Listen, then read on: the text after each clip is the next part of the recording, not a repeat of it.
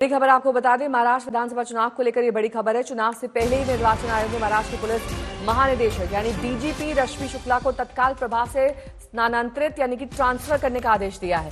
कांग्रेस और अन्य दलों की शिकायतों पर कार्रवाई करते हुए निर्वाचन आयोग ने यह आदेश जारी किया। डीजीपी के तबादले के साथ ही आयोग ने महाराष्ट्र के मुख्य सचिव को कैडर में अगले सबसे वरिष्ठ आईपीएस अधिकारी और उनके कार्यभार अविलंब सौंपे।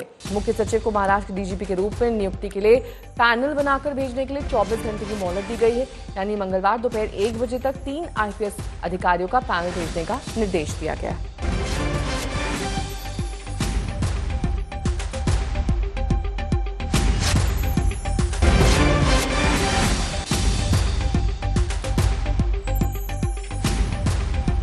ऋतिक भालेकर मेरे सहयोगी जुड़ गए हैं तमाम जानकारी के साथ। ऋतिक, डीजीपी के ट्रांसफर का आदेश और उसके पीछे की वजह क्या है?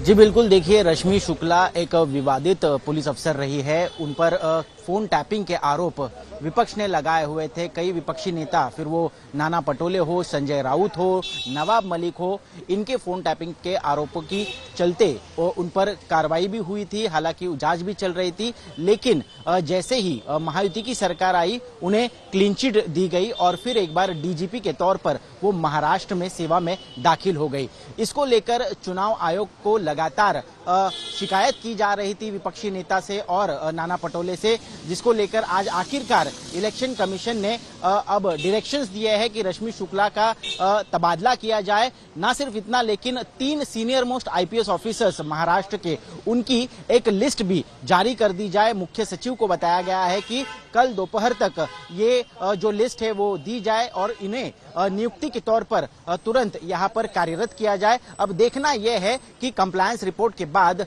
महाराष्ट्र की मुख्य सचिव सुजाता सौनिक किसका नाम भेजती है। हालांकि 3 सीनियर मोस्ट आईपीएस ऑफिसर्स है जिनके नाम अब फिलहाल मंत्रालय में सोचे जा रहे हैं। ठीक है, आशीष सेलार मुंबई बीजेपी के अध्यक्ष इस पर क्या कुछ कह रहे हैं, सुनिए। पहली बात तो इस प्रकार सार्वजनिक रूप से सालों से महीनों से एक अधिकारी और भी महिला अधिकारी को टारगेट करना,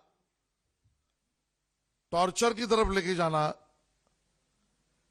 इस प्रकार की व्यवस्था का निर्माण करना है। कांग्रेस ध्यान रखे, कल उनको भी ये भारी पड़ सकता है। ये समाज की व्यवस्था को निकोप बनाने का रास्ता नहीं है।